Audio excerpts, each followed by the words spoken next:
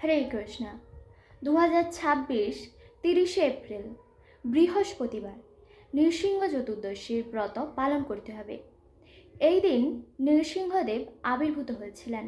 হিরণ্যকশিপু ছিলেন নৃসিংহদেবের শত্রু, কিন্তু আবার তেনার সন্তান প্রহ্লাদ মহারাজ ছিলেন ভগবানের পরম ভক্ত।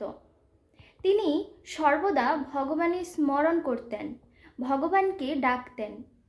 এমনকি তিনি যখন তেনার সখাদের সাথে খেলা করত, তখন ভগবানের লীলা নিয়েই খেলা করত, যাতে তেনার সমস্ত সখারা বুঝতে পারে যে ভগবান কে।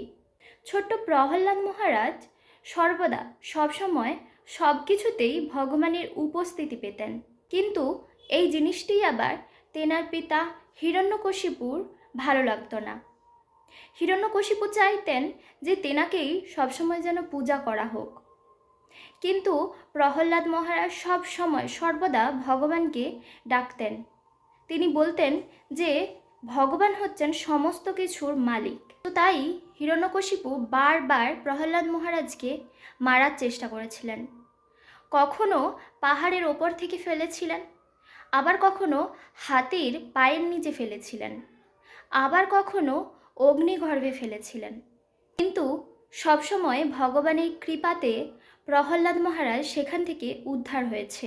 আর একদিন প্রহ্লাদ মহারাজের ডাকেতেই নৃসিংহদেব আবির্ভূত হয়েছিলেন এবং হিরণ্যকশিপুকে হত্যা করেছিলেন।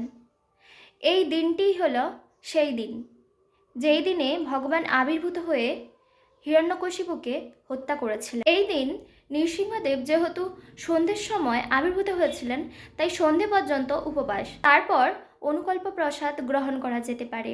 এই দিন যারা উপবাসে থাকবেন, নিকটবর্তী কোনো মন্দিরে গিয়ে অভিষেক করবেন ভগবানের। দুধ, ঘি, মধু দিয়ে বা ডাবের জল দিয়ে, ফলের রস দিয়ে ভগবানকে অভিষেক করবেন। আর এই দিন নৃসিংহদেবের 108 নাম উচ্চারণ করে ভগবানের চরণে 108টি তুলসীপত্র এবং পুষ্প নিবেদন করবেন। এইভাবেই সকলেই কিন্তু সমস্ত বাধা বিঘ্ন বিনাশকারী নৃসিংহদেবের আবির্ভাব তিথির ব্রত পালন করবেন।